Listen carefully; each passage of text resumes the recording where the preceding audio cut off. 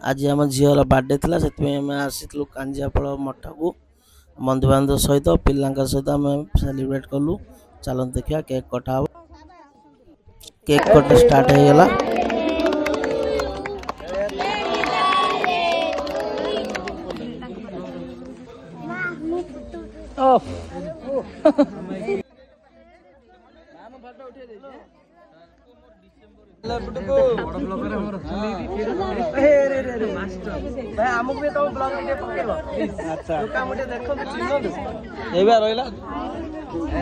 Cake कटा सरीगला छुआ आसला बिस्कुट केक दिहला।